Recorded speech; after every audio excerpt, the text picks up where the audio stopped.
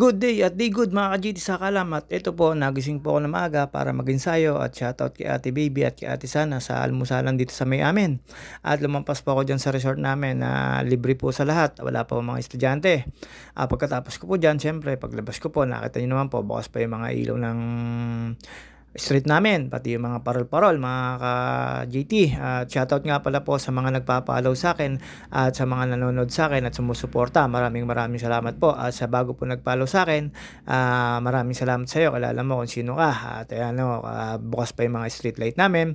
At dito po, paluglabas ko po, may nakita ko yung mga napila na po ng mga tricycle pagbiyahe sa school. At ayan, nilampasan ko po yung anak ni Paring Gege na biglang matawid, hindi natingin sa likod. Shoutout sa iyo. At ayun, paglampas ko po doon, dinaanan ko naman po si Pisan Abu Nunyal. Ayan, nakakumaway po siya. Mga sakala, mga nabiyahe po ng tricycle yan sa umaga. Paglabas ko po dyan sa highway na yan, wala pa mga tambay at wala pa mga po legend na mga trabaho ng mga taga dito. At dumire-diretso lang po ako at dumaan po ako sa may papuntang Los Baños at doon po ako dumaan mga ka-GT. At dito po naghahanap po ako na maalmusal ko, wala pa po akong naalmusal dyan. At syempre mekos-mekos lang po tayo dyan, nakita nyo naman po yung mga street light namin, maaga pa po yan. At good morning sa lahat po ng nakakilala sa akin at nanonood sa akin. At sana pa po i-follow nyo po ako, at sa mga sumusuporta sa akin, naniniwala, maraming salamat po. Paglampas ko po dyan sa may talipapa na yan, tumaliwa lang po ako pa Los Baños.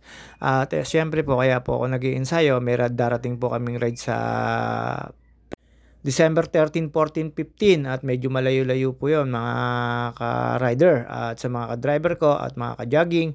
Ingat-ingat po tayo lagi at dyan pagkaliwa ko po ay National Road na yan. At ayun, pagtingin ko po sa itaas ng langit, medyo makulimlim po.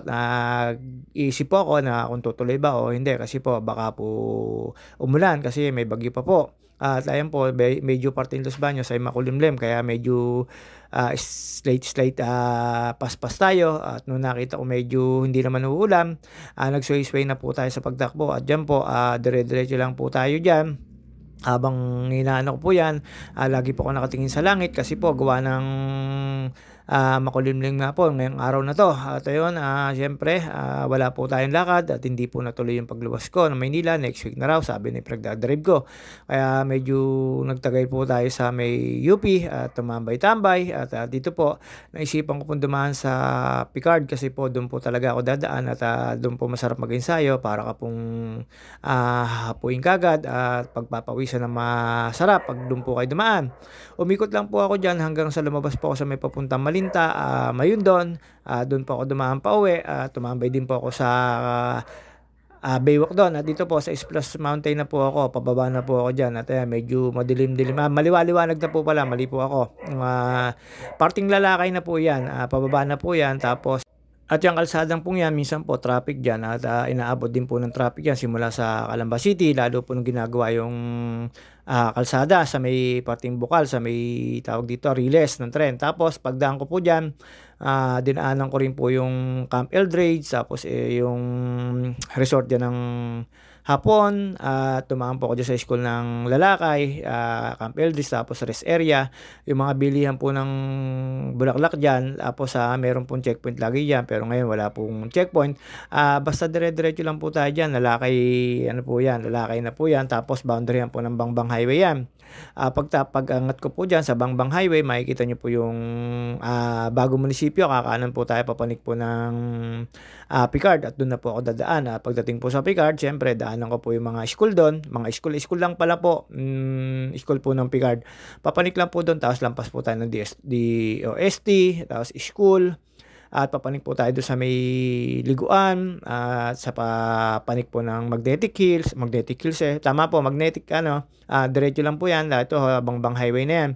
Mga ka-natics, at pagpanik ko po rito, makikita nyo na po yung munisipyo yung bago dyan ng Los Baños.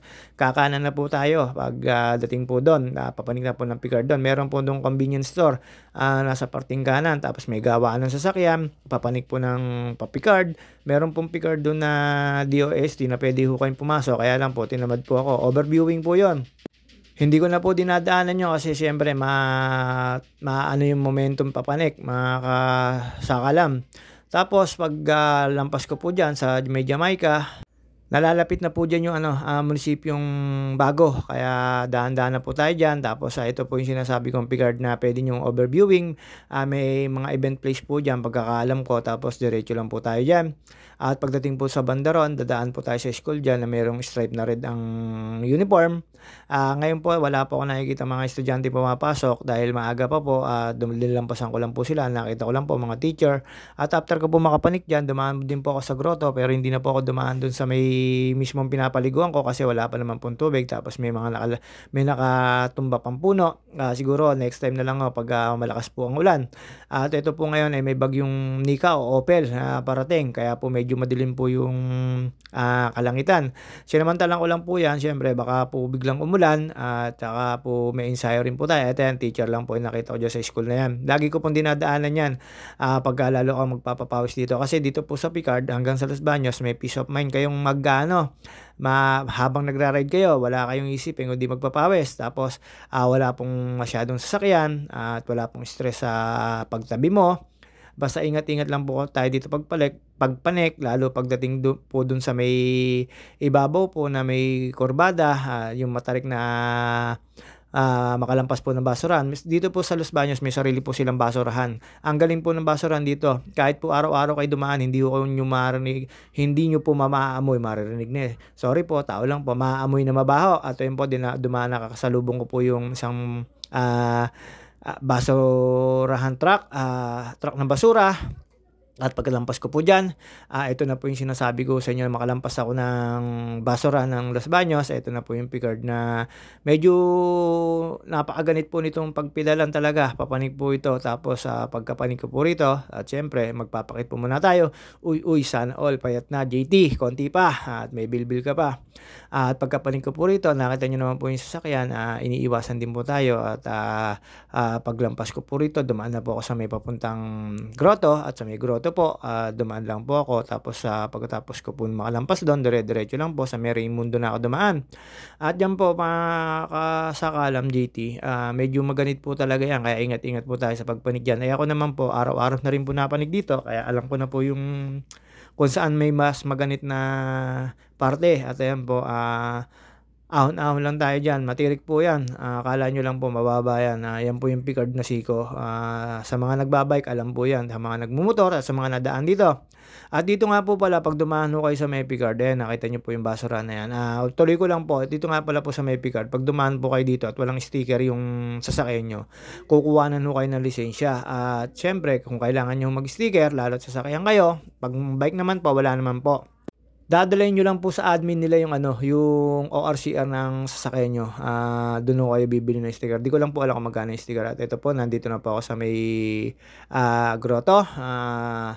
Sa mga ka-bikers ko, sa mga nakakadaan po rito, alam po nila 'to. Ayun nga po, ulitin ko po, kailangan niyo rin pong bumili ng sticker dito. At kung may kakilala naman kayong mga police officer, puwede niyo naman pong banggitin basta kakilala kayo. At diyan po, pababa na po ako diyan, tapos dumaan lang po ako diyan sa may grotto na 'yan at walang tubig, dumiretso na po ako. At pag do'n ako sa may makalampas ng arko na sinira at papalitan mo ata ng bago.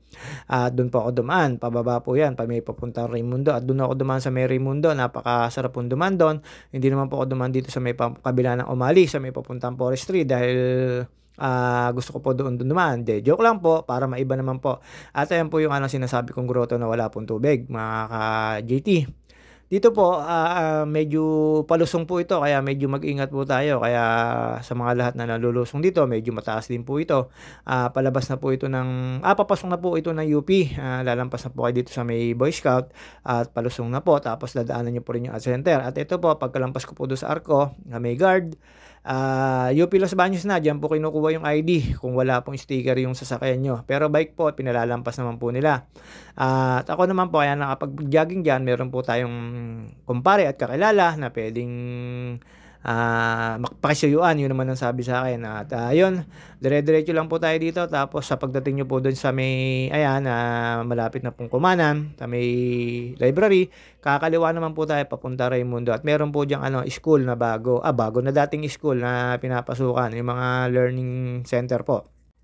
At diyan kumaliwa po tayo papunta po Raimundo, palabas din po ng UP Gate 'yan. Paikot lang naman po UP College, eh, iisa lang namang gate. Marami po palang lalabasan na exit dito na highway at ito po dito ako dumaan sa may papuntang Raimundo, tagiliran po ng tawag dito ng library. Ito po yung sinasabi ko sa inyo learning center at nakita ko po may pumasok na 4 na teacher at ayun po, mga teacher po yan, mga naka-uniform pong pang teacher. Dire-diretso lang po tayo dito at sa may susunod pong kanto ay Sakay Subdivision po. After ko po ng Sakay Subdivision, makadalawang kanto sa kanan na po kayo papasok po dun sa may ano at ito po sinasabi ko sa inyo, ang diretso po nito ay konting 20 meters o 50 meters ay Raimundo na. Pero ako, kumanan po ako dito. Papasok po ako dito sa may kabila po ng Raimundo.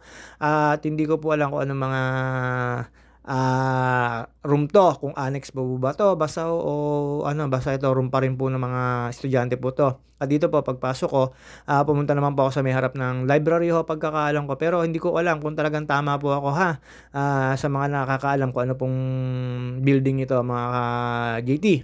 Habang papasok po ako diyan at nag-iisip po ako na iikot lang po ako dito tapos, kakanan lang po tayo diyan. Nandito po ako sa may parte ng Raimundo sa kabilang parte po ng UP campus at ayan, kumanan lang po tayo tapos after po diyan sa mga building na yan, diyan ko po nakita yung mga estudyante na nag-aantay at pumapasok na kasi medyo araw-araw na at kahit medyo makulimlim, buti na lang wala pong ulan.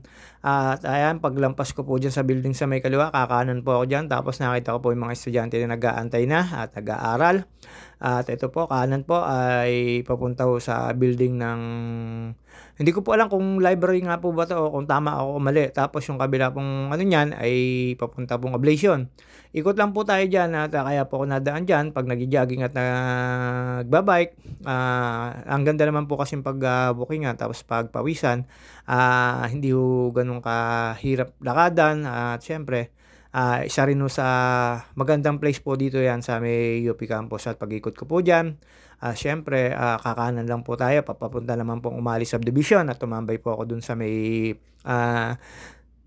UPLB Freedom Park at ayun, ikot lang po tayo diyan, circle lang po 'yan. Ayan po yung sinasabi ko sa inyong building, kung tama ako o mali. Sa mga nakakaalam kung ano pong building 'yan, kayo na po ang bahala mag-ano, baka mali po ako. Tapos kumanan lang po ako paglabas ko po do'n. Pagkanan ko po ay papunta na pong Umali Subdivision at umikot po ako do'n sa may papuntang temple. Yung dating temple po ay wala na, ang katabi po ay building na. Makikita niyo na lang po ay waiting shed at ayun, kanan po tayo diyan. Yung diretso po niyan ay papuntang Erie, ang kaliwa po ay papuntang, Oblation at ito po, diretso lang po tayo sa may paglampas po ng tulay na yan, kanan, Umali Hall na yan. Yung diretso pong yan, nakikita nyo pong building sa gitna na yan, ay yan po yung dating pwesto ng temple. At ulitin ko po, wala na pong temple ngayon. At ayan, Umali Hall at kakaliwa lang po tayo diyan, lalampas po tayo ng, men's dorm, women's dorm, tapos dun sa ano, umikot po ako dun sa may tower. Ayan po, nakita nyo po, ano na lang, arko na lang po nung ano, ng temple at ayan pong parang waiting shed na lang po ng temple. Makikita nyo, ayan po yung sinasabi ko sa inyo, dyan po kayo papanik dati.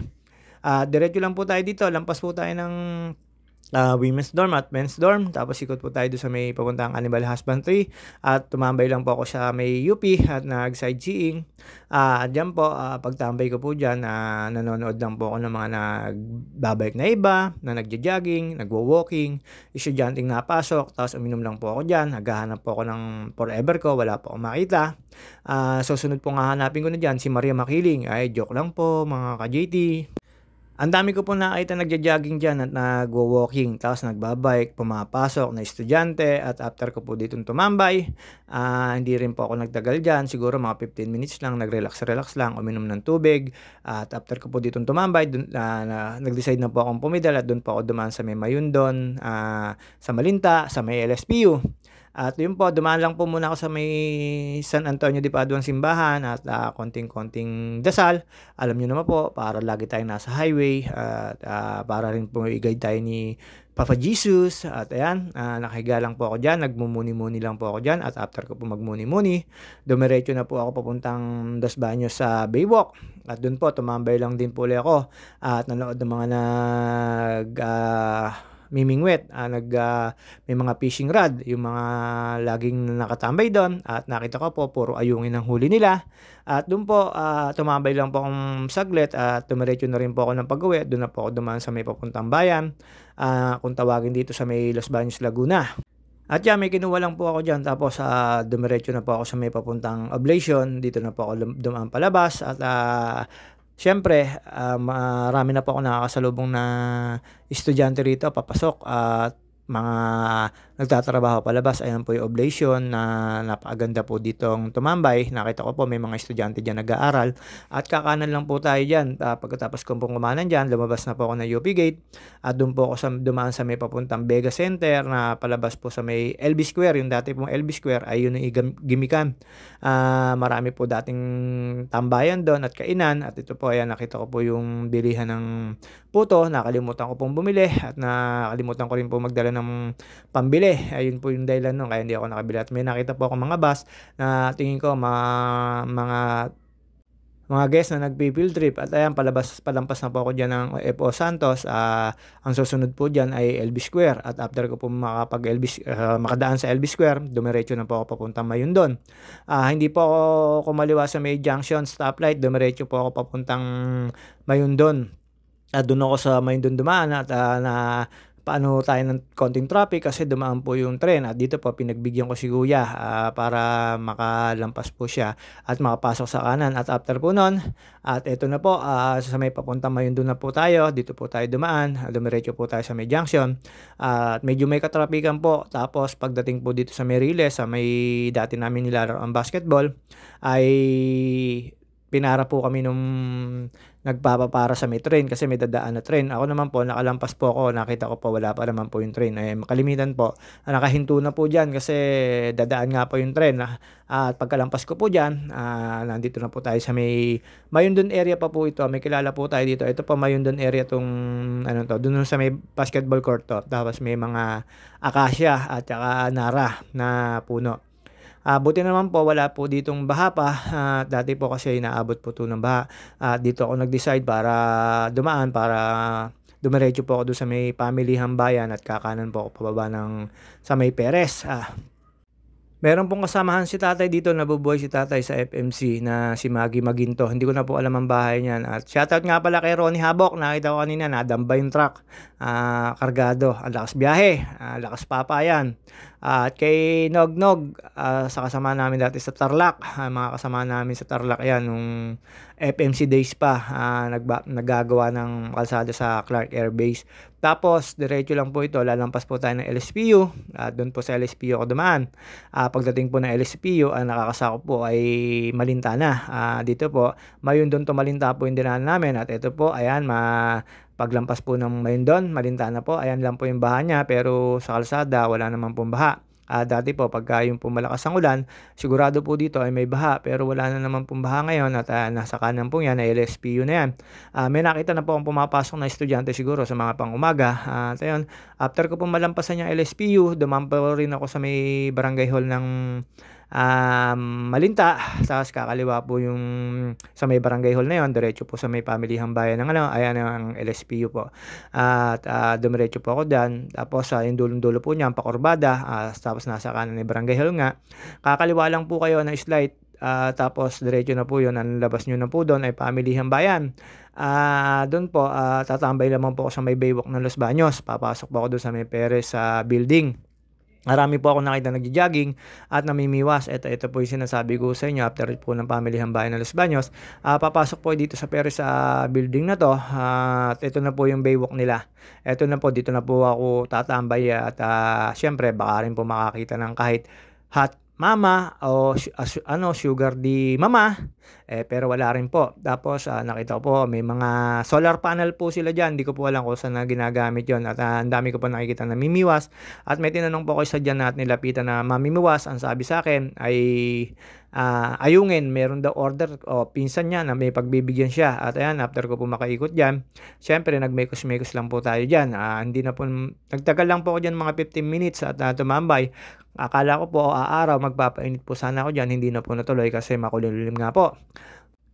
At saka po malakas medyo ang alon, mahangin dyan. Tapos Makikita niyo pa yung logo na yan at, ang dami naman pong mga nakaano diyan nagpapapawis at yung iba nakatambay lang po, nagpapahangin, ano ng sariwang hangin at ayan diyan po kami umupo at ako'y nagmekos-mekos lang diyan mga ka-JT at, tumambay saglit at ayun po pagkatapos ko pong tumambay at umupo diyan magpa-cute, nilapitan ko na po yung kinausap ko diyang, mamimiwas at yun nga, may pagbibigyan daw ho siya nung kanyang binibiwas na ayungin. At medyo maalon po diyan, ayan po yung harap na yan, yung may bundok na yan ay papunta hong Bayog yan, papunta hong, Bae at yan po, after ko po diyan, tumambay, dinaanan ko lang po yung sinasabi ko sa inyong mamimiwas, hindi na rin po ako nagtagal at ayan nakita niyo naman po, nilapitan ko lang po siya, pinakita niya po sa'kin diyan yung huli niya puro ayungin niya. At sa lahat ng, nanonood sa'kin at sumusuporta maraming salamat at, tayo'y magpapaalam na mga ka-GT Sakalam. See you on my next vlog. Babus, hanggang dito lang muna po ang video natin.